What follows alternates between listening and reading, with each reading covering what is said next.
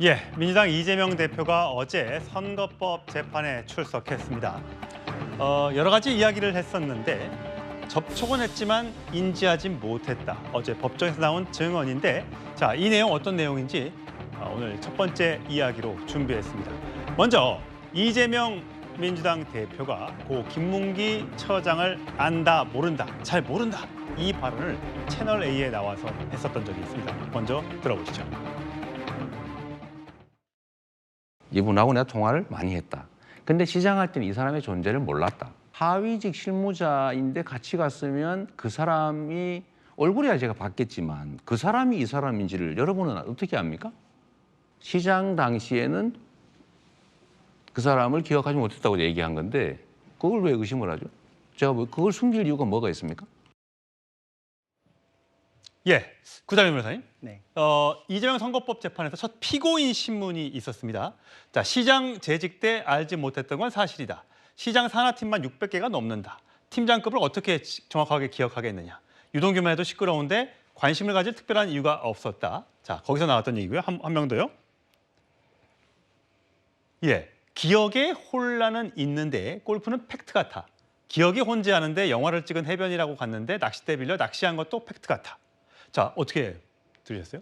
굉장히 이제 객관적인 부분에 대해서는 어떻게 부인할 수 없기 때문에 객관적 증거에 대해서는 인정하고 이 사건 전체를 내 내심의 기억의 문제에 불과하다라는 쪽으로 이제 프레임을 잡으려고 하는 것으로 보이는데 사실 내심의 의사라는 것은 어떻게 뭐 뇌를 열어가지고 알을 수 있는 그런 방법은 예. 없잖아요. 그래서 객관적인 증거를 통해서 추단을 하게 돼 있습니다. 그래서 추단을 하는 것에 대해서는 보통 이제 누군가를 안다 모른다가 단순 기억의 문제냐 그렇지는 않고 제가 예를 들어서 저희 어머니를 모르는 사람이다라고 하면 명백한 허위잖아요. 예. 인간관계라는 건 이렇게 스펙트럼이 쭉 있거든요. 그래서 그 사람의 밀접한 접촉의 정도, 두 사람이 어떤 활동을 했는지 이걸 가지고서 법관이 자기가 이 사람에 대해서 이 정도 사정이면은 아는 것이 맞다라고 평가를 하는 그 과정을 거치기 때문에 단순히 내가 뭐 안면 인식 장애가 있다라는 변명이나 기억을 못한다라는 것만 가지고 혐의를 벗을 수는 없는데 객관적인 증거로는 같이 골프를 쳤던 것들 이런 거에 대해서 사진이 나왔을 때 처음엔 뭐 약간 조작이다라는 식으로까지 언급을 했었는데 굉장히 한 발 물러서고 이건 팩트인 것 같다. 그럼에도 불구하고 기억은 못한다라는 것은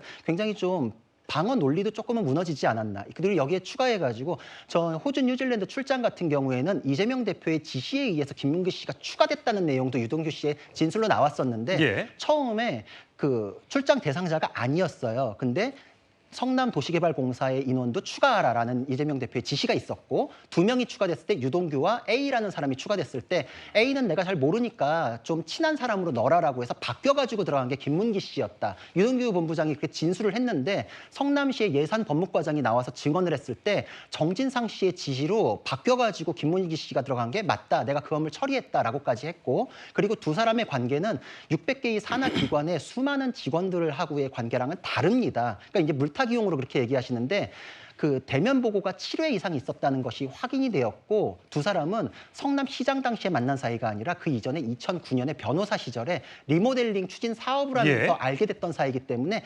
개인적 연에 의해서 대장동 사업까지 쭉 이어져서 특별히 뉴질랜드 출장에 대해서도 끼워 넣을 정도의 관계였으므로 이게 단순히 기억의 문제로만 치부하는 것은 이재명 대표의 그냥 변소의 논리지만 설득력은 없다 이렇게 생각을 합니다. 예.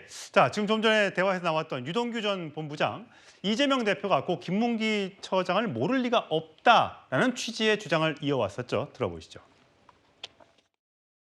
이재명 대표님한테 묻고 싶습니다. 그러면 성남 시민들은 아십니까? 라고 묻고 싶고요. 김문기 아니라 처음에 이가 호주를 가게 돼 있었어요. 그걸 김문기로 바꾸라고 그런 게 정인상이에요. 이재명이 그 사람 잘 모른다고. 김문기가 아니까. 내가 이제 김문기 될 것 같아요. 그랬더니 김문기가 낫겠다. 근데 무슨 김문기를 몰라. 그리고 그 머리가 그렇게 좋은 사람이? 아유, 어린 반푼을 쳐다없는 이야기하고.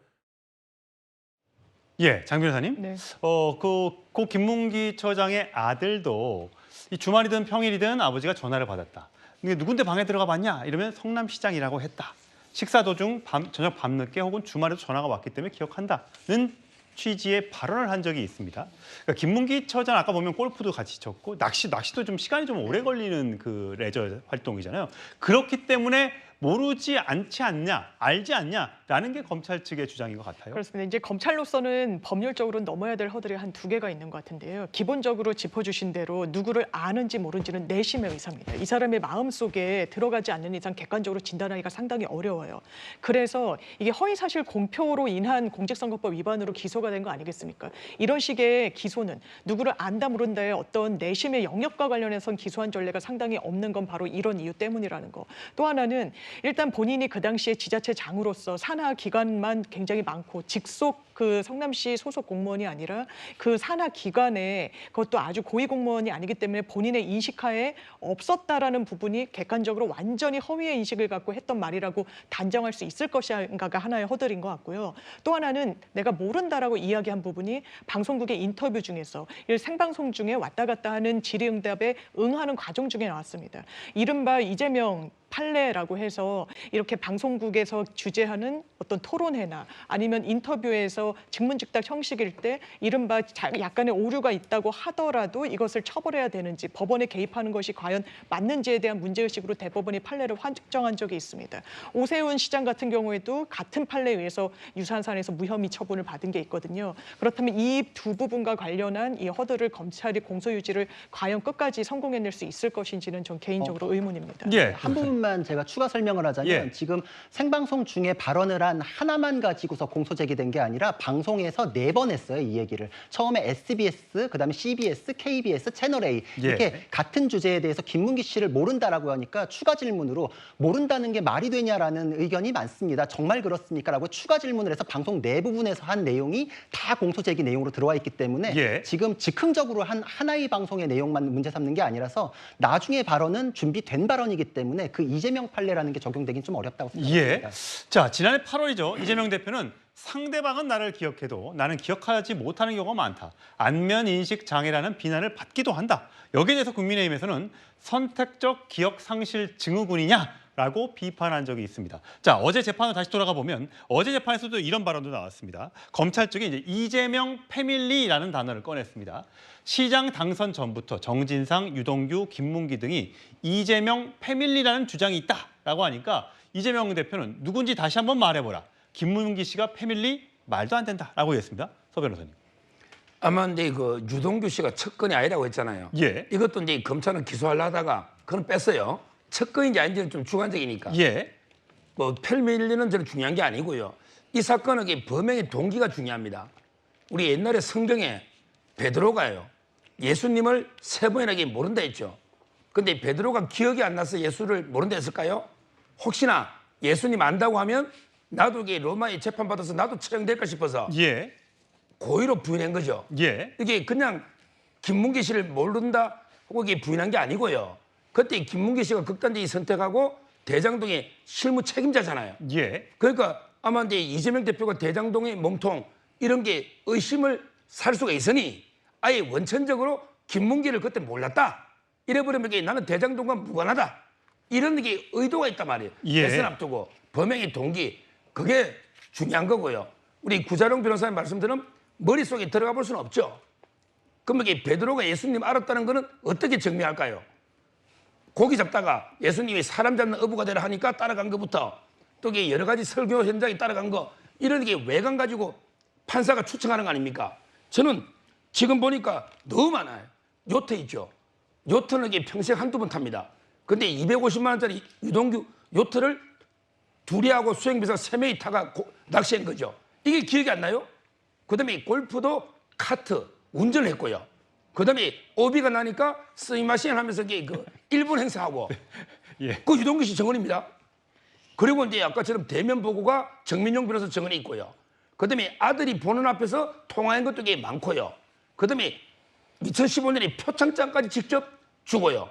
그다음에 공청회 리모델링 가고 증거 너무 많아요. 이 수많은 증거 앞에 나는 이게 기억 상실증 코스프레로 모른다 하지만요. 이거는 판사 앞에 안 통할 겁니다. 네, 일단 뭐 재판 결과는 다음 달 정도에 선고가 될 걸로 보입니다. 결심 공판이 이번 달 말쯤에 있을 걸로 예상이 되고요. 여기에 대해서 이재명 대표는 여러 차례 정치 검찰이다, 검찰 독재 정권이다 이러면서 보복 수사라는 점을 주장해 온 바가 있죠. 들어보시겠습니다.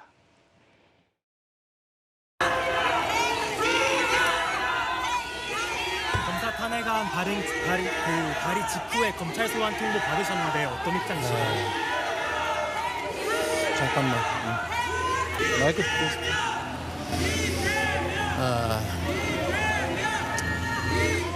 이 사건은 이미 몇 년 동안 수백 번의 압수수색, 또 수백 명의 소환 조사를 통해서 이미 무혐의 불송치 결정이 났던 사건입니다.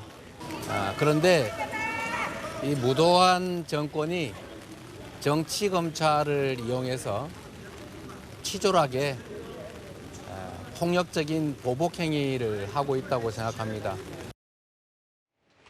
예, 강성필 부위원장. 네. 1심 선고가 현재로서는 검찰 구형이 한 9월 20일쯤 있으면 10월 초 정도면 한 2주 뒤에 보통 선고를 한다고 하면 10월 초쯤이면 1심 선고가 나올 걸로 보입니다. 자, 1심 선고가 중요한 이유는 이런 이유 때문일 겁니다. 다음 장을 보여주시면 선거법 위반 혐의는 벌금 100만 원 이상만 나와도 의원직을 잃고 피선거권이 제한되고 선거보전금, 민주당이 받았던 선거보전금 434억 원을 반납해야 되는 굉장히 엄중한, 사실 100만 원? 별거 아닌 것 같으네. 하지만 이 따르는 후폭풍이 크단 말이죠. 이렇기 때문에 민주당에서는 사활을 걸고 저 부분을 방어할 수밖에 없다라는 생각이 드는데 정치검찰로 일단 얘기하고 있는 것도 그런 이유 때문입니까? 네. 아니 근데 어쨌든 이재명 대표가 선거법을 위반을 해서 그게 재판에서 결과로 나타난다고 하면 의원직 상실, 피선거권, 선거 보전금이 사실 치명적이긴 하지만 그 책임을 져야죠. 하지만 저희는 그거와 별관하게 이재명 대표의 무죄를 확신하고 있는 거죠. 그러니까 지금까지 지난 대선에서 정말 아깝게 윤석열 대통령과 경쟁해서 패배한 야당의 대표를 지금까지 여러 가지 어떤 정황 증거만 가지고 어쨌든 저희가 봤을 때는 억울하게 기소를 했다라고 생각하고 또 이재명 대표를 그야말로 법정에 연금을 시킬 정도로 계속해서 재판을 받게 만드는 이런 상황들이 야당이 봤을 때는 정치적인 의도가 있지 않겠냐라고 의심할 수밖에 없고 지금 계속해서 말하고 있는 것처럼 고 김문기 씨를 알았냐 몰랐냐에 대해서도 제가 옆에서 들어보면 저희 야당의 지지자들이 들었을 때는 그저 이재명 대표를 믿지 않고 나쁘게 보면 다 그럴듯한 얘기입니다. 그러니까 유동규 씨의 어떤 전원 증거라든지 또 고 김문기 씨 아들이 통화했다고 들었다든지 그런 것은 너무 추상적인 거거든요. 객관적인 팩트가 아니에요. 그렇기 때문에 재판 결과를 일단 두고 봐야겠지만 어쨌든 무죄 소명이 될 거라고 저희는 믿고 있습니다. 예, 무죄 소명이 될 걸로 알고 있다. 예, 예상한다라는 강성필 부위원장의 전망이 있는데 자, 여러 가지 사실 사법 리스크가 이것 말고도 이재명 대표는 굉장히 많죠. 그럼에도 불구하고 여론조사 하나 결과를 소개해 드릴 텐데 장래 정치 지도자 선호도를 봤을 때 이재명 대표 26, 한동훈 대표 14, 조국 대표 5, 이준석 개혁신당 의원 3 등등의 순으로 나왔어요. 구자룡 변호사 보시기에는 사실 이게 얼마 전만 하더라도 양자 대결로 한번 볼까요? 얼마 전만 하더라도 26, 지금 26대 14지만 22대 19였어요. 결과 7월 4주 차니까 불과 한 달여 전에는. 왜 이렇게 이재명 대표는 올라가고 한동훈 대표는 내려가는 결과가 나왔다고 보세요?